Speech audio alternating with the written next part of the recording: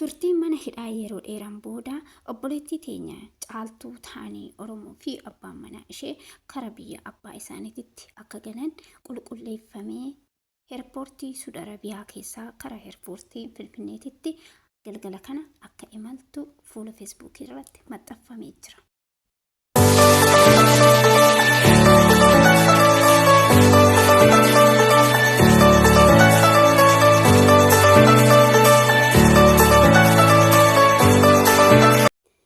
Harka fuune jaalatamtoota fi kabajamtoota hordoftoota Fayyisee kan taatan hunduma keessanii bakka jirtanitti nageenyi fi jaalalli karaa waaqayyoo isiniif haa baay'atu isiniin jecha har'ammoo viidiyoo bira qabadhee isiniif dhiyaadhee jira. Hanga dhuma viidiyoo kiyyaatitti akkana wajjin turtan jaalalaa fi kabajaan isin gaafadha. Egaa viidiyoo kiyya laayik gochuun dagatinaadha. Laayikii gochuun baay'ee ulfaataa miti. Warroonni sabiskiraayibii koomentii yaada qabdan neenis na jajjabeessitan. Guddaa galata qabdan isiniin jechuun daganne warroonni maatii Fayyisee ta'uu barbaadan Fayyisee Mangistuu jettanii gara maatii kiyyaatitti yoo dhuftan simachuun jaaladha. Oduuwwan yeroo irraa gadhiifame atattamaan isin bira kan ga'u ta'a kana boodatti. Egaa oduun ani guyyaa har'aa qabadhee isiniif dhiyaadhee viidiyoo kiyya guyyaa har'aa jechuudha.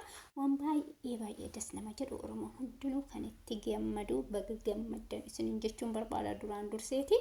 Egaa obboleettii teenya caaltuu taanii Oromoo namoota hedduutu beekaa qabsooftuudha. Sanyii Jawaar Mahammadii. Egaa obboleettiin teenya hidhaa yeroo dheeraan boodatti guyyaa har'aa buufata xiyyaara Suud Arabiyaa keessaa kara buufata xiyyaara Finfinneetitti imaluun isheeti kan maxxanfamee jiru gama feesbuukiitiin. Egaa waan baay'ee nama gammachiisudha. Yeroo dheeraa mana hidhaa Suud Arabiyaa keessatti kan turteedha caaltuun.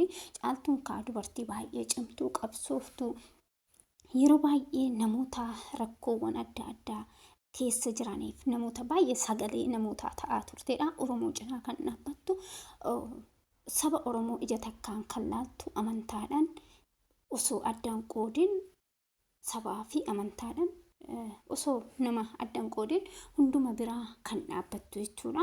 Egaa haa ta'u malee turtii yeroo dheeraan boodatti har'a karaa biyya abbaa ishee Itoophiyaatti deebi'uun ishee baay'ee kan nama gammachiisu. Ani baay'een gammadee jira. Oromoon hunduu gammadanii.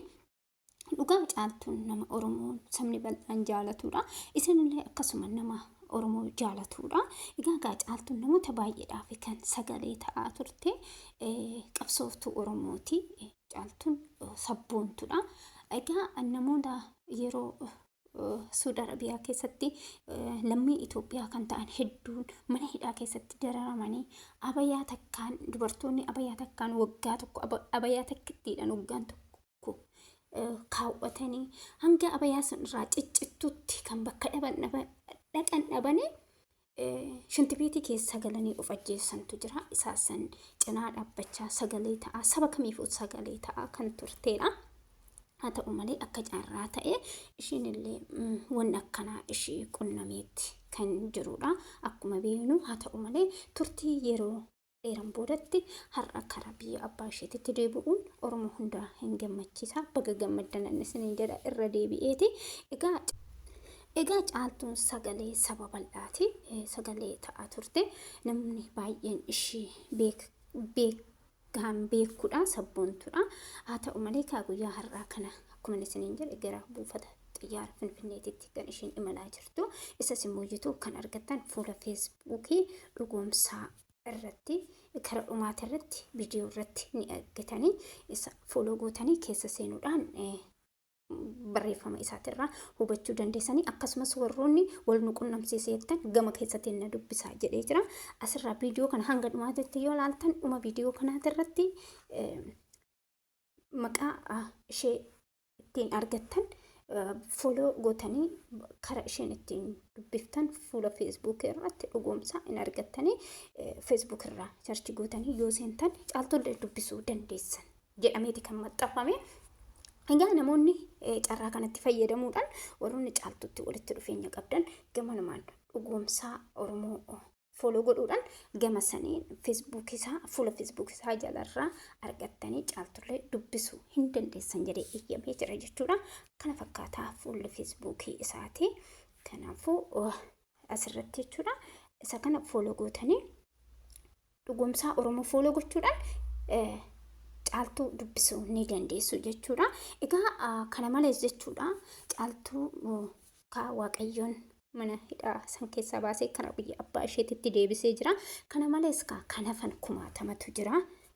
Isaan kana warroonni fooloo gurguddaa qaban kan akka Mubaarak Musammaa, Asili Muhammad, Nasray Aloolee, Raachuu Tasfaayee, Gammadaa Shoo.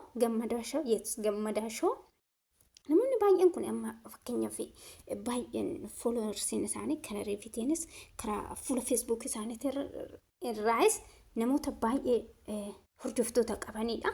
Kanaafuu jechuudha namoonni kun warroota amma yeroo ammaa kanatti mana hidhaa Saudi Arabiyaa keessatti dararamaa jiruuf akka sagalee taatan jaalalaa fi kabajaan isin gaafadha. Dhugaa hanga jechuudha waan xiqqoo ajandaa godhannee fuula yookiin mana keenya banannee yookiin livirra irra teenye waan xiqqoo ajandaa waan nama salphaa ajandaa godhannee irra teenye irratti sa'aatii keenya gubnu warroonni akkasii kun jechuudha namoota kanaaf sagalee ta'a. Namni tokko osoo fakkeenyaaf namoota kana sagalee ta'e hunduu isarraa ilaala sagalee ta'a. Furmaata tokko parsantii 100 keessaa 25 furmaata argachuu danda'u jechuudha. Oromootti hin cakkanu akka namoota Saudi Arabiyaa mana hidhaa keessatti hafaniifis sagalee taatan jaalalaa fi kabajaan isin gaafadha. Viidiyoon har'aa qabadhe asumarratti xumura. Viidiyoo biraatiin hanga walitti deebinutti nagaan naa turaadha. Yaada fi qeeqa yoo qabaattan koomentii jalatti na beeksisuu hin dagatinaa.